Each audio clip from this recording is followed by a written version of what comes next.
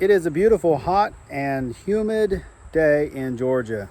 In this video, I'm going to be changing this street pressure hose bib into a regulated pressure hose bib. I have a water meter in my front yard. I get my water service from the county that I live in. Street pressure means whatever the pressure is coming in from the county or city that you get your water service from, that's what pressure this hose bib is. I have a pressure gauge here. I'm going to screw it onto this hose bib and we'll see what the street pressure is right now. This gauge is at 0 right now. We're going to turn on the hose bib and see. I barely got it cracked open, and look at that. This red one is whatever. You can set it at stuff. So you're looking at the black one. It's probably like 115 PSI is what I would say that is. A street pressure hose bib can go up and down. The pressure changes. It's whatever the pressure is coming in from the street, that's what you got. If they're working on a water line somewhere, you might have very low pressure. If they've got the system turned down or a line shut off or whatever. But on a normal day, you might be 100 PSI, you might be 125 PSI. Maybe it gets higher than that. The hose bib on the back of my house, it is a pressure regulated hose bib. So we're going to put this gauge on there and see what the pressure is. The gauge is at 0. So let's turn it on and see what we got. All right, 60 PSI right there. So that's a lot less pressure on this one. If you do a quick search on the internet, it shows that your house water pressure should be between 40 and 60 PSI. Down here in my basement, this is where the water comes in from the water meter. So this is street pressure, and this is where it branches off to that hose bib outside. And this right up here, that is a pressure regulator. Every house should have a pressure regulator. Mine is in the basement. The house I lived in before this was in the crawl space. I've seen them buried in the wall. I've even had one before. It was just buried in the front yard behind the water meter. When we built this house in 2018, our contractor asked if we wanted this hose bib to be street pressure. I said yes. This hose bib right here, it's by our driveway, and this is where I wash our cars. So that high pressure, the street pressure, it's great for washing cars. But what about the downside to that high pressure? It will blow apart your hoses and your sprinklers and your sprayers, and they will leak. I normally buy like a medium duty hose. I kind of go somewhere in the middle. I'm not buying those high dollar commercial grade hoses, so maybe they would hold back street pressure. So the street pressure hose bib, it can be a good thing. It can be beneficial to you, but it can also cause too many problems. And I'm kind of tired of dealing with those problems. Plus, I own an actual pressure washer now. I've made a couple videos about it. I don't really need street pressure anymore because I have a pressure washer. I just bought a new hose, and this is why I went ahead and changed the hose bib from street pressure to regulated pressure. Now this says Supreme Duty. I would call this a medium duty hose. 100 feet long. I paid $50 at Lowe's for this. They had another 100-foot hose. It was $100. Maybe it was commercial grade. I don't know, but I don't like to spend that much on hoses. Like it's a hose. I'm probably going to get 10 years out of this. Probably even longer since I'm changing this hose bib back to a regulated pressure. We are finally going to get started on this hose bib. So I've got all my parts laid out here. This is PEX. I've talked about it in another video. I like PEX plumbing. It's simple to work on. There's no glue to deal with. There's no soldering like copper. So I got this crimp tool here, got some cutters, got some different little, like this is a 90. I've got a reducing T, got my rings, got some clamps for the new water lines.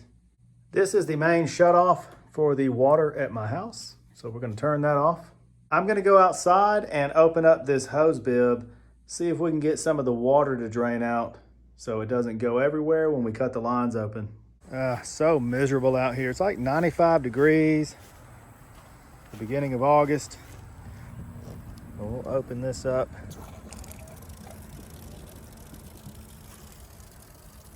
It's been a couple minutes and now we are just dripping. Obviously that's where my basement is, and I've got a bathroom here, I've got a bathroom upstairs. I wanted to make sure all that water was drained out, or as much was drained out as that was gonna come out, because when I cut the lines apart in the basement, I don't want it flooding my basement. I'm gonna take this insulation off of here. Not sure why this is even on here. I guess it's kind of standard practice for an external hose bib. This is my PEX crimping tool. It's a Cobalt brand. Got it from Lowe's a long time ago, over 10 years ago. This thing's great. I showed it in another video. I've now got the 1/2" PEX crimper. I don't know what the die or whatever that thing's called. You know, this is a multi-head tool. So you got like a 1 inch, 3/4, and then a 3/8. This is a great tool to have if you're working on PEX. Down here on the floor, we got this big plastic container. That's hopefully going to catch water if we need it to. My kids used to keep their toys in that in their bedroom many, many years ago. I'm going to cut this 1/2" PEX line right here. We're going to put this 1/2" plug or cap in there. A little bit nervous, hoping that we don't flood the basement. Oh, uh-oh. Okay, well, we got the cap on there. We had to hurry up and get that done. We made quite the mess. It's weird, you know, this hose bib was not dripping anymore. Maybe there was some kind of airlock or something going on, because once I cut that line, it was just, water was just gushing out of there. So, this is how it was before. We're just gonna kind of spin it up like this, and I'm gonna run it down this floor truss right here back behind me and tie it into the water line back there. I'm gonna crimp this 90 onto the end of this 10-foot stick of PEX. So I got my ring on here, I got my 90 stuck in there.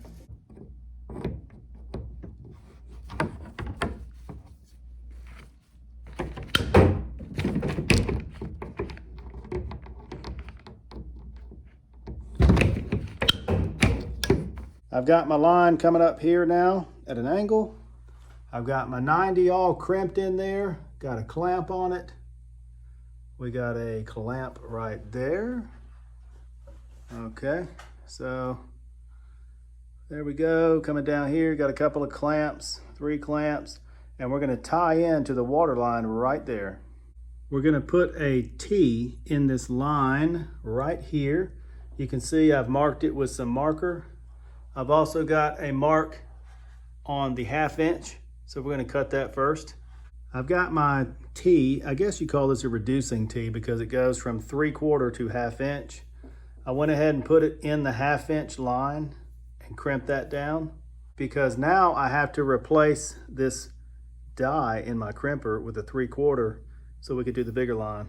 I've got the 3/4 die or crimper, whatever this thing is. I got the 3/4 in there now. So on my crimpers, it's real easy. You just got these 2 screws, 2 little bolts here. Use a small wrench, loosen them up, and they just pop out and slide the other ones in.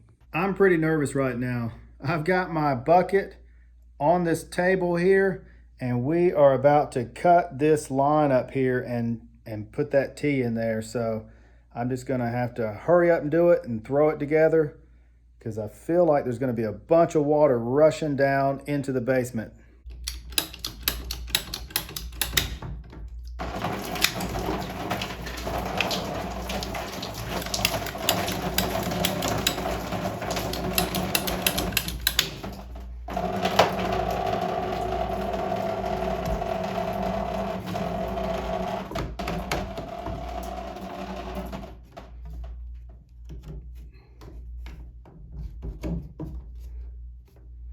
Okay, we got it. We got it. Water everywhere. Water everywhere. Let's crimp it down. Oh man. I always like to crimp it twice.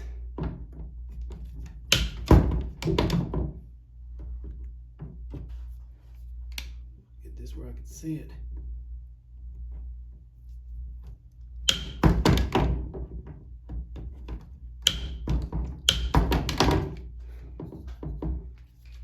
What an amazing shot of my arm right in the camera view, but we did it. We didn't make too bad of a mess. Most of the water went down into my green bucket there. We got the T in there, so we're going to turn this on and see if we're leaking anywhere. Okay, here we go. Let's turn the water on.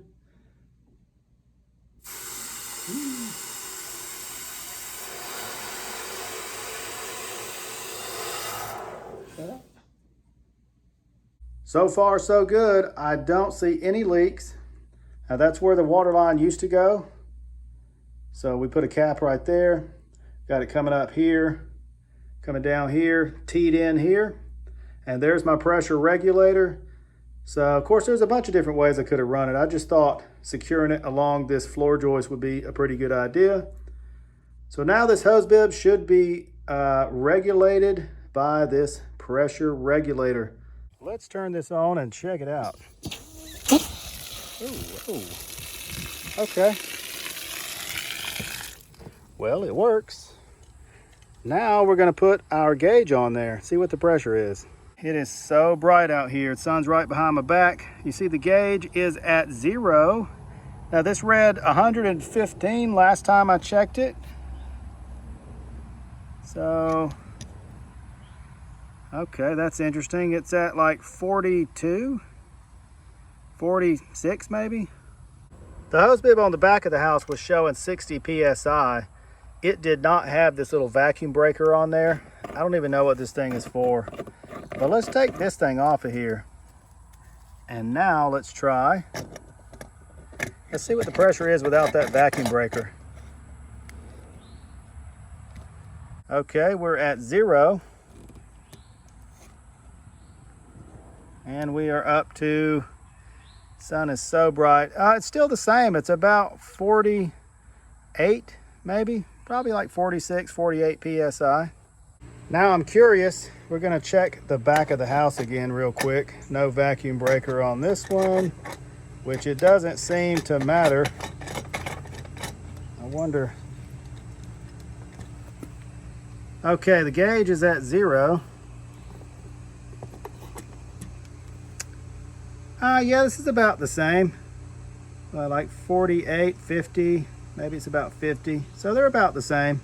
Ooh, it's thundering. The weather out here is pretty crazy right now. I've got bright sunshine over there.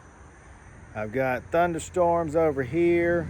I've got my new hose all rolled up and ready to go. If there weren't thunderstorms in the area, I'd probably be washing my wife's new car right now.